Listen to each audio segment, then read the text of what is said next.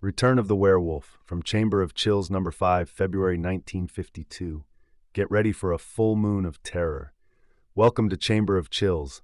Tonight's tale unleashes the curse of the werewolf. On the blood-red moonlit moors, a monstrous legacy awakens. Inspector Wilson and Assistant Inspector Hawkins investigate gruesome murders. Will they survive the night or become the werewolf's next victims? Find out if you dare. Return of the Werewolf tonight on Chamber of Chills. Stay scared. Do you think it will come tonight? Inspector Wilson looked at the full blood-red moon. The time is right. It was the werewolf. Both men moved uneasily. They were pressed against a boulder, and the cold, harsh wind from the moors cut into their bare faces. The large house that rose before them was black, bleak. Assistant Inspector Hawkins thought about this amazing case. 3 months ago, strange, horrible murders began happening on the moors. People returning home late at night were set upon by some vicious beast. Those who lived swore it was a wolf. Then, the superstitions of the moors began to be revived. Ever since they had come to the moors, the Wellington family was suspected of being cursed by some terrible sickness. All of the male members of the family were never allowed to walk about alone at certain times of the month. Then, 2 weeks ago, evidence was uncovered which showed that the murdering beast used the Wellington house as its lair. It took but a few days before the werewolf curse became alive on whispering lips.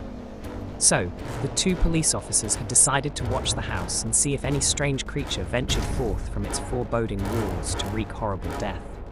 Hawkins, can't you hear me? What's the matter with you? Snapped Inspector Wilson. Oh, I'm sorry, sir. Just thinking about this blasted case. What's up? Didn't you see a light upstairs? No, sir. That house still looks like a tomb to me. Hours passed. The moors looked like some other planet in the white, ghostly moonlight. The moon was full. Hawkins, did you hear something behind us? Yes, sir. I'll go back and investigate. Filmy clouds passed over the moon. Hawkins, answer May. Inspector Wilson tore himself from his position and plunged in the direction Hawkins had gone. Good Lord, no. Bending over Hawkins' slashed body was a wolf. Keep away from me, you monster. Keep away. Bang, bang, bang. The bullets can't hurt it. I must run. The monster melted away in the blackness. Minutes later, a hairy shape began to climb up one of the walls of the Wellington house. When it reached the 2nd floor, it disappeared through a window and was seen no more. The moon was sinking rapidly behind the barren mounds of the moors. The twisted trees offered a grotesque welcome to the approaching dawn. The wind moaned over 2 still warm corpses.